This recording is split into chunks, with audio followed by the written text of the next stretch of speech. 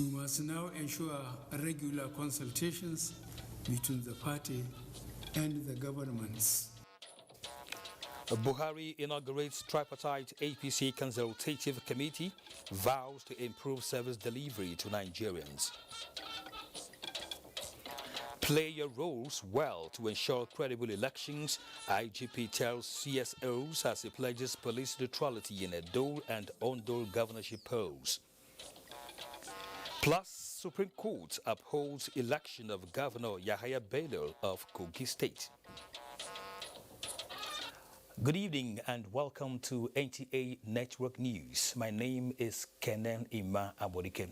Also reading with me tonight is Adeola Komi Akere in Lagos, while Dibabari Siedoma Nweke is in Port Harcourt. A tripartite executive, legislative and leadership of the APC Consultative Committee has been inaugurated in a deliberate attempt at enhancing democracy and good governance in the country. President Muhammadu Buhari, who performed the ceremony, promised to lead and find solutions as he places great faith in the committee towards improving service delivery to Nigerians. State House correspondent Adamu Sambo has the details. Tripartite Consultative Committee is aimed at creating the desired synergy amongst the executive, legislature and the governing party towards delivering effectively the administration's core promises of securing the country, enhancing the economy and fighting corruption for sustainable national growth and development. The Tripartite Consultative Committee will build a greater collaboration to deliver on the promises, position our party, which has been rejuvenated, enhance legislative processes, and enable government perform better. Inaugurating the committee, President Muhammadu Buhari said with the governing APC commanding a clear majority in both the Senate and House of Representatives, taking Nigeria to the next level is a task that must be done. This, he however said, can only be achieved through effective coordination, collaboration, cooperation and communication between the leadership of the various arms of government and the governing party. We must admit to ourselves that our party has been too often embroiled in bitter and on occasions totally unnecessary squabbles, costing us seats in legislative and gubernatorial elections. These never should have happened. We are here to make sure such occurrences do not happen again. We must now ensure regular consultations between the party and the governments. Expressing firm belief in the doctrine of separation of powers, which he described as fundamental to the nation's constitutional democracy, the president, however, said the practice should be a harmonious checks and balances, devoid of petty rivalry. As one government, we must further align ourselves and be alive to our electoral promises. We need to nurture our party, which is a platform that will take us and our country forward. I am placing great faith in this consultative committee to help improve our governance and achievements to the people of Nigeria. Your success will directly enhance the success of this administration and greatly improve the conditions of our people. Senate President Ahmed Lawan, Speaker Femi Bajabiamila, and the Chairman, APC Caretaker and Extraordinary Convention Planning Committee, Governor Mai Mala Buni of Yobe State, were unanimous that with the Tripartite Consultative Committee, Nigeria and Nigerians will witness much difference in governance and service delivery. It is incumbent upon us, as an administration and as a party, to ensure that we meet the expectations and aspirations of Nigerians. This is not in any way to compromise the independence of the legislature. If anything, is to strengthen the legislature. What this is about is that we don't allow the approach of 2023 to affect governance. And how do you not allow 2023 to affect your policies? By bringing your men together. That's what a responsible party will do, and that's exactly what Mr. President has done today. The party is very happy with this development, with this tripartite arrangement to deliver on our promises. It is in the best interest of Nigerians and the party. The Tripartite Consultative Committee, first of its kind under the Buhari presidency, is chaired by Vice President Yemi Oshibanjo. From the State House, Adamu Sambu, NTA News. Meanwhile, President Muhammadu Buhari has granted audience to the General Overseer, Redeemed Christian Church of God, Pastor Enoch Adeboye.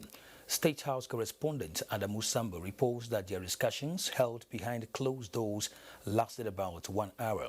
At the meeting were Vice President Yemi Oshibanjo and Chief of Staff to the President, Professor Ibrahim Gambari, but details were not made public. Pastor Enoch Adeboye, 78 years old, heads the Redeemed Christian Church of God for nearly 40 years, during which it has grown phenomenally. President Muhammadu Buhari formally played host to the clergyman for the first time in February 2016. Pastor Adeboye also met the Nigerian leader in August 2017 in London, the British capital. The Redeemed Christian Church of God is a Pentecostal mega church and denomination founded in Lagos, Nigeria, with millions of followers. Now, Information and Culture Minister Lai Mohammed has expressed confidence in the ingenuity of Nigerian engineers to fast-track the nation's development strides.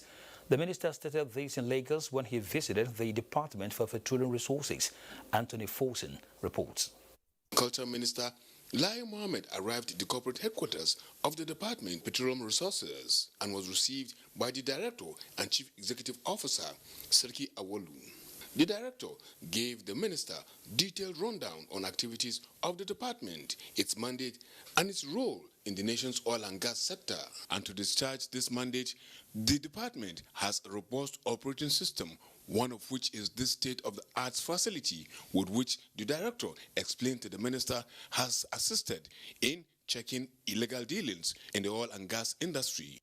For instance, he said, this system is a tracker which provides real-time information about Nigeria's oil and gas dealings. From this control room, DPR monitors vessels coming into the country and when they leave Nigeria. Every production, you can see it as the volume of tank receiving the crude oil. You see it here. You can be able to narrow down on it and see exactly what is happening there. Before the inspection, the director had told the minister what the directorate is working on for the sector, the economy, and Nigerians. We want to create price freedom. I don't want to call it deregulation. If you go to any country, you see that any filling station, there are 3 kinds of fuel with different prices. But in Nigeria, it's one fixed price. So we are pushing for price freedom so that you have a choice. For Lai Mohammed, Nigeria is on the right path under the present administration. That we have in Nigeria dedicated men and women who are keeping sleepless nights to ensure that this country continues to survive. That while we are writing what we want to write, there are some people who are risking their lives to ensure that this ship of state does not capsize. And I want to thank the DPR for doing so much for this country. I know, let's see, even the issue of how do we ensure that not only do we increase our reserves, but in doing so, it's also sustainable. The Department for Petroleum Resources remains the advisory organ to government and other relevant agencies in the oil and gas sector. In Lagos, Anthony Forson, NTA News. International agencies and the federal government have come up with a spotlight initiative to end rape and other forms of gender-based violence in Nigeria.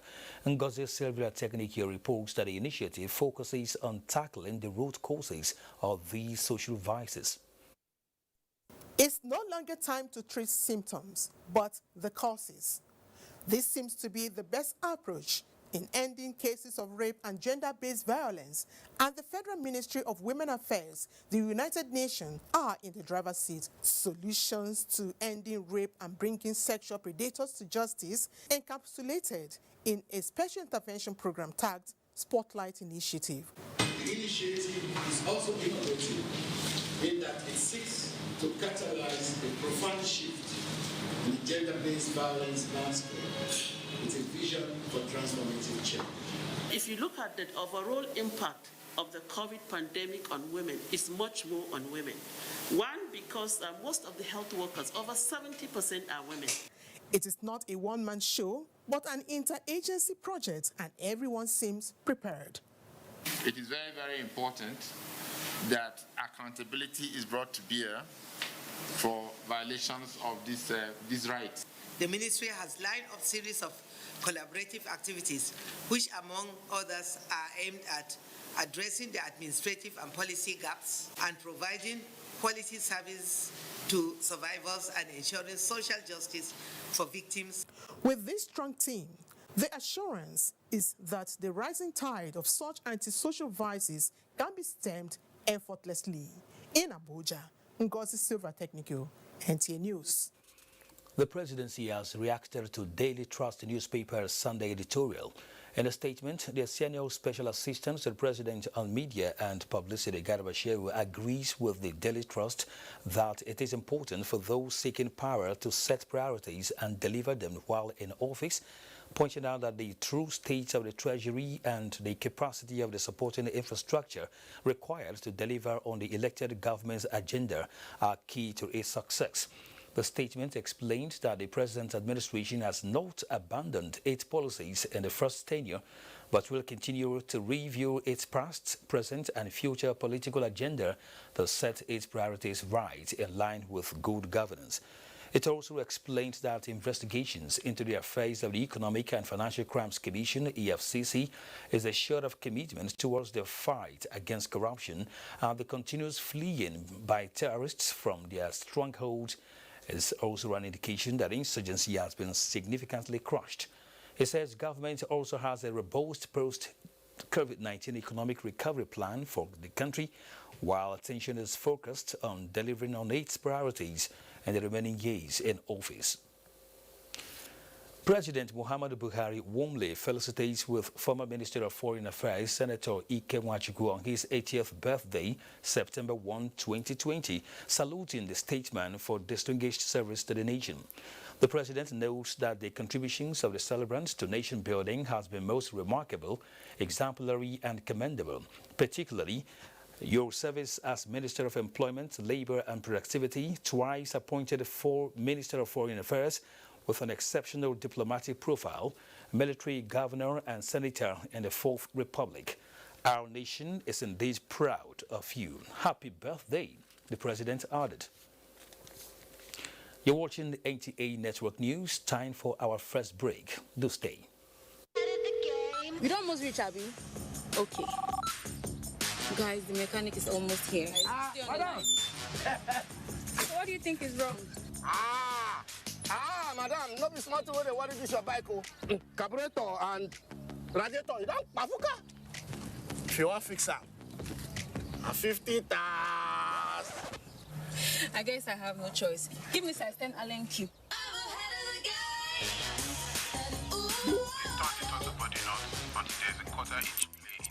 Madam, the top don't spoil now. You need to buy new one. New one at 16,000.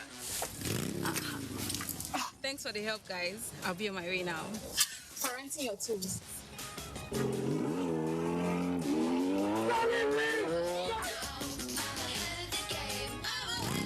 what you've never done before. Find your first with these mega data plans. Dial *777#. At Elizade Autoland, we don't just sell quality, we build quality. JAC Motors, assembled in Nigeria by Elizade Autoland.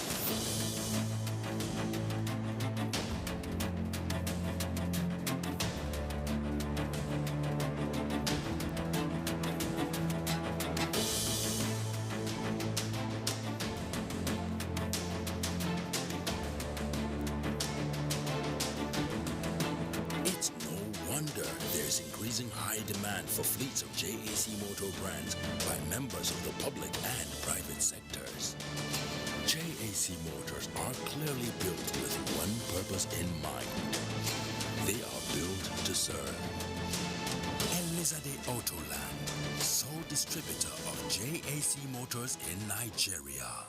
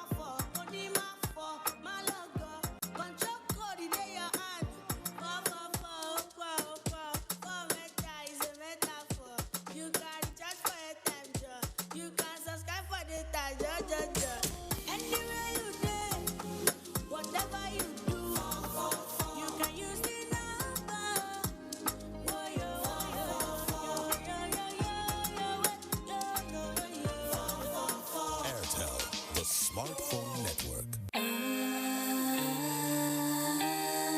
Moments can be ordinary. It's what we make of them that really matter. Make the best of every moment, every day, like super moms do with Indomie. Moments to laugh with Indomie. Moments to learn with Indomie. Moments to care with Indomie. Moments to share with Indomie. Moments like no other to appreciate. Super Moms create special family moments with your love. Celebrate these delicious moments with Indomie noodles. Indomie noodles, tasty nutrition, good for you.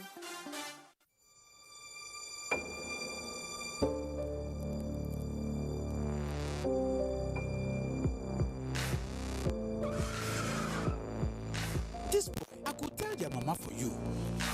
I go tell your mama for you. Just wait, eh? I go tell your mama for you. Make you wear your mask. If not, I could tell your mama.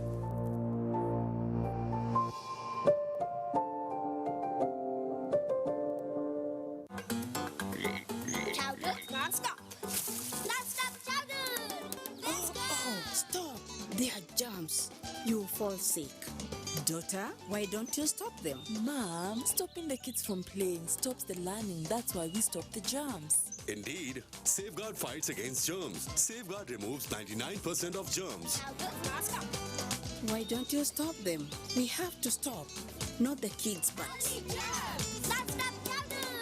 Panadol Extra, now also available in a 4-tablet strip at 50 naira only. Panadol Extra, now also available in a 4-tablet strip at 50 naira only. Panadol Extra, now also available in a 4-tablet strip at 50 naira only.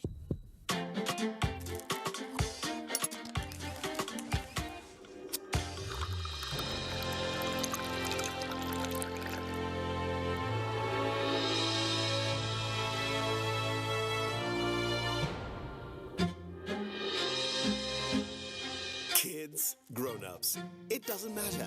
Have a cup of peak chocolate anytime and enjoy the delicious nourishment of chocolatey goodness. Peak. Reach for your peak. Welcome back. As we go to politics, where a coalition of civil society organizations led by Clement Nwankwo were at the force headquarters to share knowledge and compare notes with regards to the forthcoming Edo and Ondo governorship elections. Francis Foom reports that the meeting was at the instance of the Inspector General of Police, Mohammed Adamu. Governorship election is gathering more cloud as the time ticks. The IGP raises concern on the early warning danger signals, but it is not beyond the strength of the police to control. In ensuring decency in the process, actions must be taken within the confines of the law. So there is need for partnership with civil society organizations who have been playing a critical role in monitoring and ensuring the conduct of free and fair elections in the country. As we did before, and we want to reiterate that we will do the same thing. We will remain neutral, we will remain professional, we will never allow our officers to side anybody or any group of people. But for us to be able to do that, we need to work with the civil society organization. We know that a police that is non-partisan, that is involved and is ready to bring everyone to account who violates the law, whatever political party they belong to, would help to entrench respect for the rules of the political system.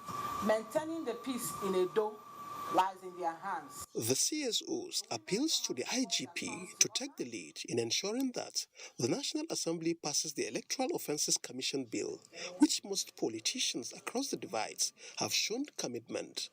In Abuja, Francis Form, NTA News.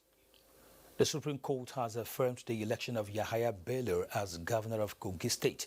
The decision followed the dismissal of two separate appeals filed by Musa Wada of PDP and Natasha Aboti of Social Democratic Party SDP challenging the re-election of Yahaya Bello as governor of Kogi State. Judiciary correspondent Vera Chinwoba was at the Supreme Court for NTA News. Read by Justice Wani Abaji, the Supreme Court held that the cases of the appellants were devoid of merit as they failed to prove allegations made in their separate petitions. On the issue of exclusion, Justice Abaji noted that the appellants blew hot and cold and at the same time when they in one breath said the logo of the SDP was not on the result sheet, while in another they claimed it was written on longhand. The Social Democratic Party and its governorship candidate Natasha Akpoti, in addition to claims of electoral irregularities that allegedly marred the election, sought for the disqualification of Bello and his party, the APC, on grounds of alleged forgery and falsehood by the Deputy Governor, Mr. Edward Onoja.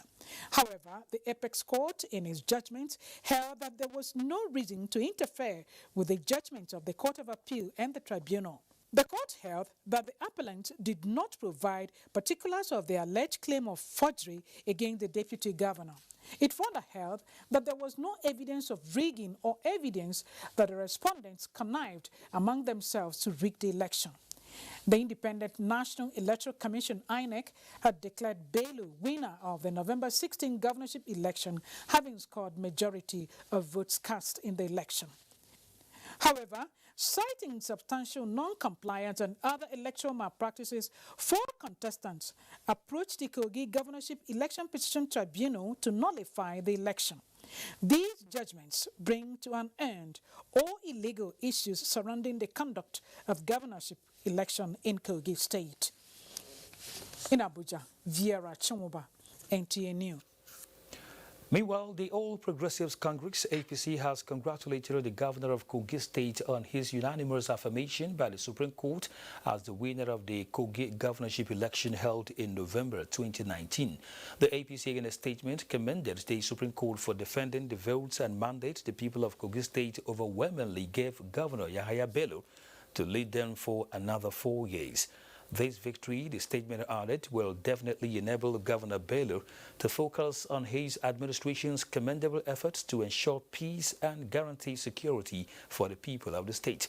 In a related development, the People's Democratic Party has expressed shock over the judgment of the Supreme Court on the 2019 Kogi State governorship election. The party says although it accepts the verdict of the Supreme Court as the apex court in the land, the judgment fell short of the expectation of the party.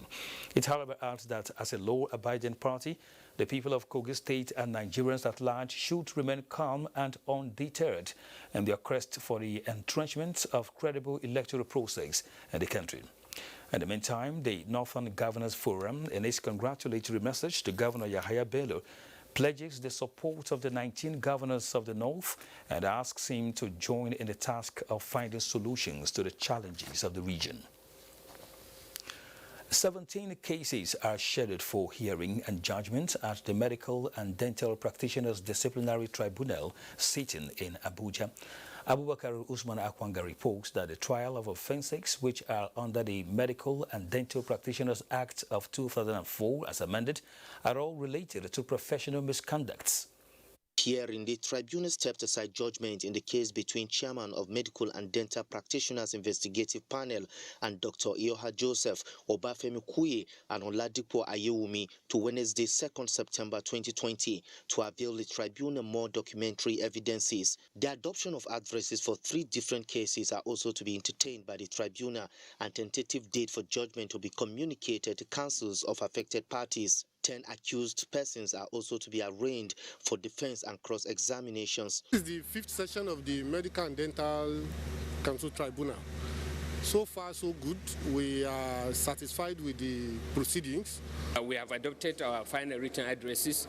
There is a judgment that is pending it to be given, and the new cases that are coming up, we have taken first arraignment. We will take the rest, and hopefully before the end of this session we'll be able to dispense with so many cases by God's grace. The tribunal has 1 quarter to conclude hearings and deliver judgment in all the petitions connected to gross professional misconduct in line with Medical and Dental Practitioners Act, CAP M8, Laws of the Federal Republic of Nigeria as amended. In Abuja, Abubakar Usman Akwanga, NTA News.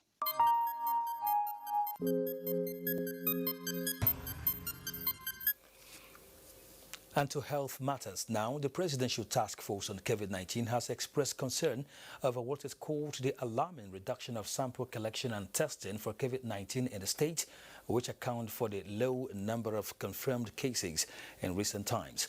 Chairman of the task force, Boss Mustafa, says there is more work to be done at the sub-national levels. Betira Yiben reports. Declining cases of Nigeria's confirmed COVID-19 cases lately triggered enthusiasm among Nigerians about flattening the curve in the country. But the PTF does not share the enthusiasm, citing complacency in sample collection and testing in the states as the weakest link so far in the national response. In spite of our enhanced testing capacity, the number of samples collected for testing have not been very encouraging. We still urge the states to expand the scope of their sample collection.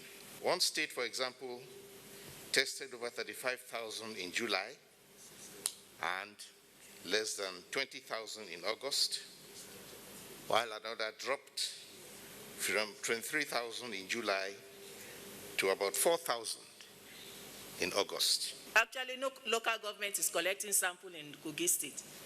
So I think we can appreciate what is happening in the state and why we're having very low sample collection for the month of August. State governments are urged to take a cue from Plateau State on contact tracing, case detection, and testing. My plea to the states is please test. It's the fastest way we can get on top of this problem. If you test widely and you don't find a case, then great. We can open up and we can get back to normal fairly quickly. The Minister of State for Education gave an update on some students who initially tested positive for COVID-19. Roughly about 10, 20 of them. But we've confirmed that all of them are back in class. They have now been tested negative. All of them are discharged. We do not have any further cases. There were 4 in Gombe, there was 1 in Kwara, there was a few in Bayelsa. As to whether we're reopening schools at all, that discussion is ongoing. We've received the feedback from all our universities.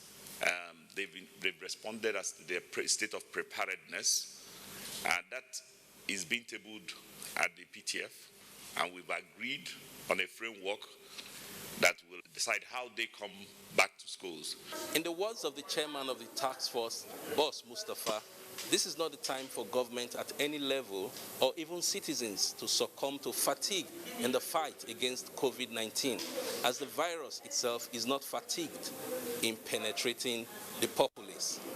In Abuja, Mitaire Ikben, NTA News. A World Health Organization survey shows more than 90% of countries have seen essential health services disrupted by the COVID-19 pandemic. Uche Ugochukwu brings us update on the global coronavirus pandemic. Johns Hopkins University Coronavirus Resource Center at 6 p.m. local time puts the number of cases globally at 25,456,564, with 851,894 fatalities. A World Health Organization survey showed more than 90% of countries have seen essential health services disrupted by the coronavirus pandemic. It raised concern that the measured health gains achieved over the past 2 decades could be destroyed in a short period of time. 41,513 cases of COVID-19 have been treated and discharged in Nigeria. The 138 new cases confirmed by the country's Center for Disease Control bring the total confirmed cases to 53,865. 1,013 patients have died. Meanwhile, data from the Africa Center for Disease Control indicates the continent has 1,251,274 infections. Ghana's President Nana Akufo-Addo says the country's international airport will reopen on Tuesday after being shut down since March. And Hong Kong's Education Minister announced schools are set to resume in person on September 23. In Asia, India is fast becoming the world's new coronavirus epicenter, setting a record for the biggest single-day rise in cases, as experts predict it will soon pass Brazil and ultimately the US. And sadly, former Indian President Pranab Mukherjee, who had tested positive for COVID-19, died on Monday after weeks in hospital. New Delhi's Army Hospital said the 84-year Mukherjee had gone into a septic shock after coming down with a lung infection. That does it on the COVID-19 update. I am Uche Ugochukwu. And still talking health, Director General of the National Environmental Standards Regulation and Enforcement Agency, Nigeria, Professor Aliyu Jauro, is engaging members of the media and other civil society organizations to embark on enlightenment campaigns against the indiscriminate disposal of COVID-19 waste. This is to reduce the level of transmission of the virus. Find around. The challenge is that it is easy for transmission of the virus. The agency has been working to ensure full compliance with the standard rules, regulations, and procedures laid down for proper handling of waste generated from COVID-19 activities. This is very crucial, as any laxity or disregard to the rules on the coronavirus waste management could pose great risks of environmental pollution. Now, Adeola Komiakere in Lagos takes the next set of reports. Thank you, Kenny. The huge investment committed to fertilizer production by the Dangote Group will contribute significantly to an improved farm yields and agricultural produce with a view to achieve Nigeria's long-term food security. The Minister of Agriculture and Rural Development, Mohammed Sabo Nanono, stated this during a tour of the Dangote fertilizer plant at the Lekki Free Trade Zone in Ibeju-Lekki, Lagos. Imoliayo Tokede has details. The federal government, in its bid to sustain Nigeria's economic growth, made available adequate financing for the development of the non-oil sector, particularly agriculture. The sector, with huge financial potential, faces several challenges, including accessibility to fertilizers needed by farmers for bumper harvests. The $2 billion Dangote granulated urea fertilizer plant will therefore aid the transformation of the sector towards boosting food security in the country. I am particularly happy I can now go home and sleep that fertilizer will be able to Nigerian farmers in this country. Forget all those that merchants of fertilizer that have been confused in this country for the last 30, 40 years. We have got an answer now for somebody who will deal with them and make it straight to the farmers. We are only now going to complement his effort. With all the completion of the central control room, ammonia and urea bulk storage, cooling tower, power generator plants, and granulation. Dangote Fertilizer has also added a well-equipped fertilizer soil testing laboratory to ensure efficiency of the products for farmers. We are doing a soil mapping across the country by testing. Then we are trying to make customized fertilizer. So we will analyze and identify the deficiencies and dope it with micronutrients so that the farmer can get the real benefits. You will not just go and put urea as a fertilizer, but he'll put the right type of fertilizer which is required for his land and for his crop. Dangote Fertilizer is positioned to bridge the gap between local demand and national capacity of urea, which will assist farmers in boosting their crop yields through easy access to fertilizers. In Lagos, Imole Ayotokide, NTA News. 31st of August annually is set aside to celebrate the African Traditional Medicine Day to affirm the continent's shared commitment to promoting rational traditional medicine practice. As part of this year's celebration, the Ooni of Ife, Oba Adeyeye Enito Ogunwusi, is advocating the use of African traditional medicines as alternative solution to health-related challenges, including COVID-19. Since the outbreak of coronavirus pandemic, the world has been clamoring for vaccine and possibly a cure, with little or no attention to the use of traditional medicine. The advocacy of this conference highlights the importance of African herbs and roots. The Ooni of Ife, Oba Adeyeye Enito Ogunwusi, Ojaja II, is tinkering with the usage of traditional medicine as a solution to the pandemic, especially in the area of boosting the immune system.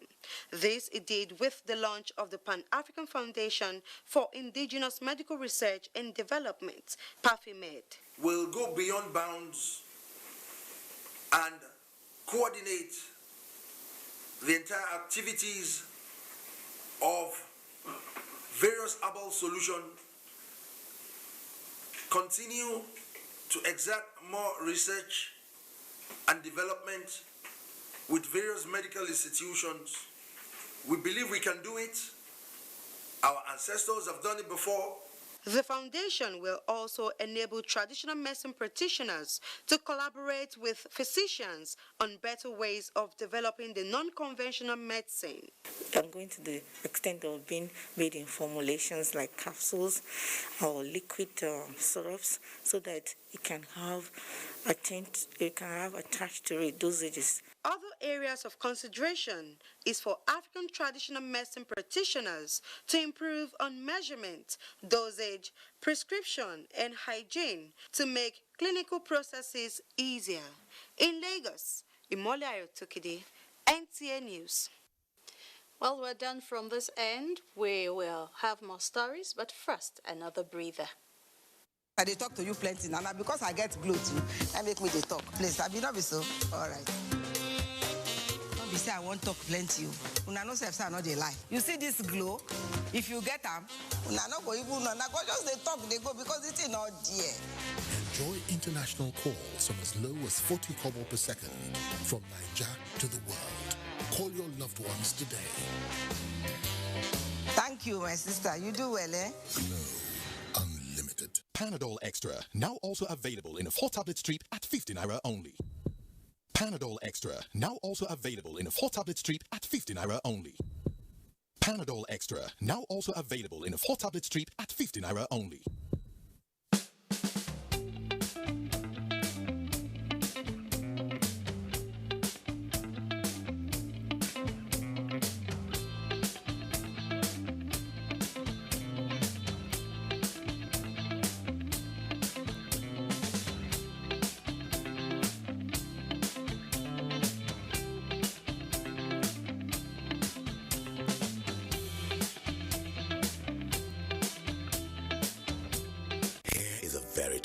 Who knocks out every opponent, but now he's been knocked down by malaria. Amatem Soft Gel. Amatem Soft Gel makes treating malaria easy. Amatem Soft Gel is a game changer. Oh! The opponent is down! Amatem 4 soft gel are good to comot malaria for body. Available for adults and children. Say no to malaria. Yes to life.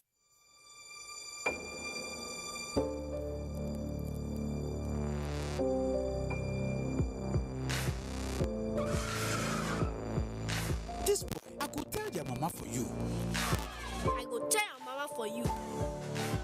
Just wait, I go tell your mama for you. Make you wear your mask. If not, I could tell your mama.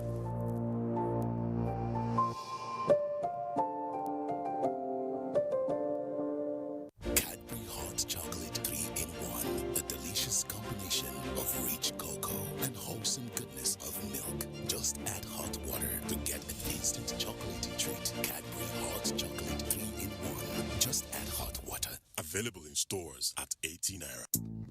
You clean your teeth every morning, but that fresh breath feeling just doesn't last. The answer? Easy. You keep your teeth strong and healthy and give your mouth long-lasting fresh breath with new Oral-B 2-in-1 toothpaste. It helps strengthen your teeth and gives you long-lasting fresh breath.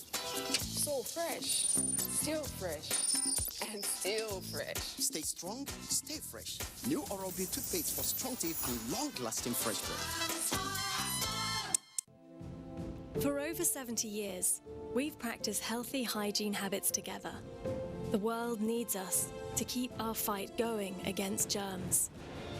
So let's wash our hands for 20 seconds regularly. Dettol. Protect what's worth fighting for. Panadol Extra, now also available in a 4-tablet strip at 50 naira only. Panadol Extra, now also available in a 4-tablet strip at 50 naira only. Panadol Extra, now also available in a 4-tablet strip at 50 naira only. Sensitivity is a short, sharp pain that people experience when they have something hot or cold getting to the nerve of the tooth. If the sensitivity is left alone, it may get worse. Dentists recommend Sensodyne. It's able to calm the nerve of the tooth. The proof's in the results. It works. Sensitivity is a short, sharp pain that people experience when they have something hot or cold getting to the nerve of the tooth. If the sensitivity is left alone, it may get worse. Dentists recommend Sensodyne. It's able to calm the nerve of the tooth. The proof's in the results. It works.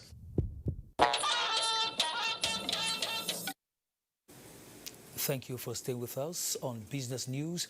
Nigeria's manufacturing sector shows economic activities still in slow recovery.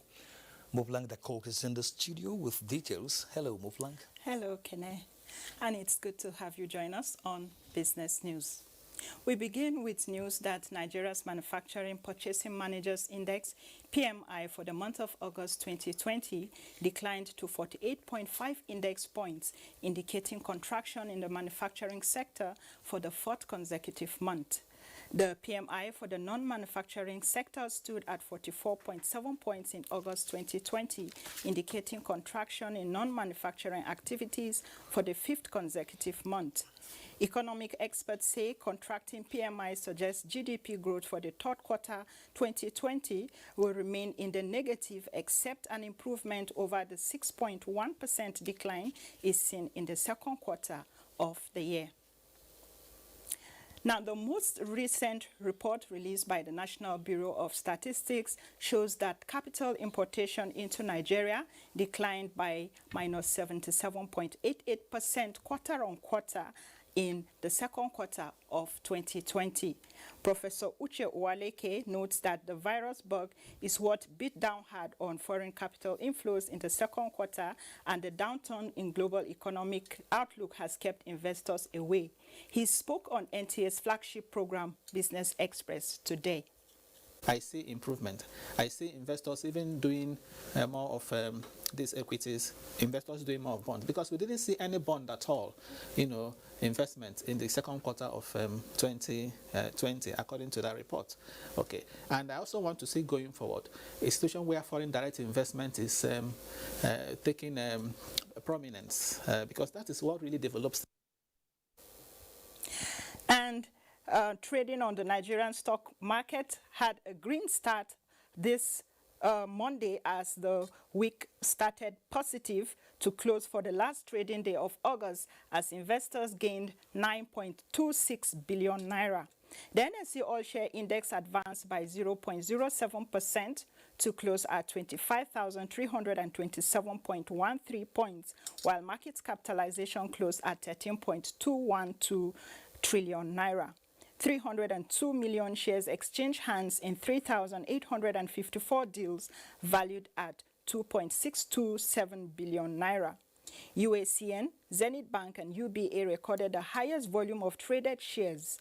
Mobil, Dangote Cement and WAPCO led the price gainers in terms of share value. And with that, we end business news this evening. Kene? Thank you indeed. All right. Now, one of the indigenous construction companies, Dantata and Sawur, has taken the bull by the horn in complementing the federal government's efforts towards addressing technical skills development in the country. Muhammad Rabiu Ali reports that 70 candidates who were drawn from across the country are to undergo 6 months training to become economically relevant in the society. Is part of ongoing efforts of the Industrial Training Fund, Nigerian Employers Consultative Association, and Dantata and Sawur aim at enhancing technical skills among Nigerian youth. This paradigm shift is coming on the heels to change the narrative of white-collar job to self-reliant initiative. The trainees will be equipped in different human endeavors to include electrical, mechanical, panel beating, spray painting, turning and welding. Training is something that we have always done for our own staff. We have also always give space to various students in terms of IT. So it all came together that when NECA partnered with ITF, we became more or less excited and jumped at the opportunity to train this many number of Nigerians youth. We encourage the trainee to be able to work hard so that they get these skills. When they get the skills, they can be on their own. They can be employed by this organization. While the beneficiaries are happy to be part of the rare opportunity, stakeholders urge other companies to emulate the gesture of Dantata and Sawur. If other company, not only construction company, other organizations can bring out such projects, always the lack of employment in this country will reduce. We're so happy and excited because of this unemployment job, because we cannot wait for government to give us work to do. We have to be self-reliant. It is expected that at the end of the 6 months training, the beneficiaries will receive start-up grants to enable them commence technical production in earnest. Muhammad Rabiu Ali, NTA News. In an effort to ensure synergy and effective supervision of the federal government's digital transformation initiatives, President Muhammadu Buhari has approved the transfer of the National Identity Management Commission, NIMC, to the Federal Ministry of Communications and Digital Economy.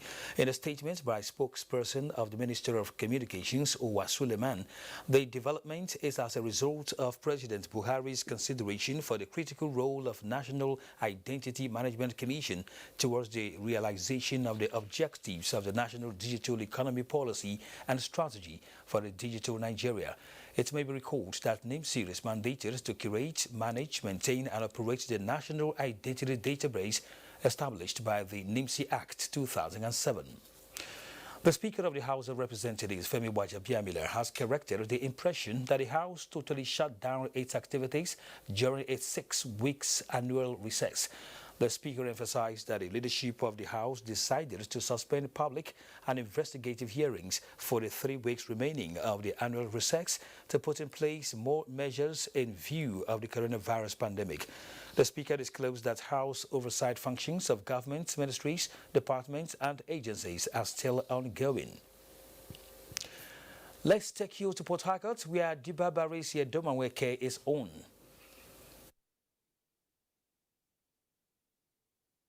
And welcome to Port Harcourt. Rivers State Government is to flag off the rehabilitation, upgrade and extension of water supply system for Port Harcourt City and Obiakpo local government areas in October. Ogenyeku reports that the project will benefit more communities in the state. Rivers State is surrounded by water, but access to potable water is often a challenge. Residents are left to either source their water privately or buy from water vendors at exorbitant prices with little or no quality assurance. Port Harcourt, the state capital, has at best a dilapidated water infrastructure built by the colonial administrators with facilities that are now obsolete, a situation that has led to almost every household having a borehole. However, all of that will soon be addressed as the Rivers State government has signed the contract for the rehabilitation of water supply system for Port Harcourt City and Obiakpo local government areas. Let me affirm our administration commitment that sustainable access to potable water across Rivers State is total and nobody can distract us from this noble cause. We shall recover the 11 existing boreholes and connect them in clusters of 5 and 6. 8 new boreholes will be drilled, which will be connected to a treatment plant for reliability, durability, and sustainability. The project will be financed through the loan provision of the African Development Bank. In Port Harcourt, Oge Dinyekwere, NTA News. The drive for survival and search for greener pastures by some Nigerians has left in its trail issues of illegal migration and its attendant hazardous effects. In a bid to escape harsh economic realities and seek alternative means to sources of livelihood, an active segment of the Nigerian population fall prey to human traffickers. Achibong Basi reports that this social menace in Cross River State is about to change for good. Most of the victims of human trafficking leave home with expectations of getting better living conditions outside their countries with great economic prospects. For them, life can be rosy outside, but tales of woe greet them and eventually life for them ends in the nets of slave merchants. Migration and human trafficking is a growing national challenge, and Cross River State is endemic for trafficking of children for domestic servitude. There's a lot of water around Cross River State, and so the traffickers take advantage of that. This development informed this gathering, where a task force team on human trafficking to prosecute offenders is inaugurated by the Cross River State government. We really hope to work very closely with you to ensure that we reduce the incidence of illegal migration. The Cross River State government has officially handed over this property, which is to serve as a Calabar office and shelter space for rescued victims, to the agency. In Calabar, Achibong Basi, NTA News. And that does it from Port Harcourt. It's back to Kenneth for the rest of the news. Good evening. Thank you, Dibabari. Now, do stay tuned as we bring you some messages. With its devastating consequences, that is our focus on NTA Tuesday this week. Tuesday Live, every Tuesday at 10:30 p.m. with relevant stakeholders. Join us. Chowder, non-stop. Non-stop chowder. Let's go. Oh, stop. They are germs. You'll fall sick. Daughter, why don't you stop them? Mom, stopping the kids from playing stops the learning. That's why we stop the germs. Indeed, Safeguard fights against germs. Safeguard removes 99% of germs. Why don't you stop them? We have to stop. Not the kids, but... Love is such a beautiful thing. But what happens when love hits the rocks? Please, leave me alone. When things turn sour. Tell me the truth. But this was for you, babe. Really? Yes. And you fear the damage cannot be fixed. But I don't want to lose my wife. No, keep it there. When relationships are in desperate need to be mended, that's where we come in.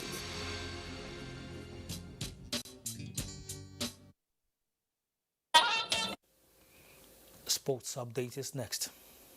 The National Association of Nigeria Professional Footballers rose from its general meeting held over the weekend and resolved that the Nigerian Football Federation should put in place rules that will compel players to engage FIFA or NFF intermediaries in signing of contract, called for establishment of the Players Status Committee and National Dispute Resolution Chamber, NDRC, customized Nigeria Professional Footballers Pension Scheme, and approved the suspension of the Union State Administrative Council elections earlier scheduled for September.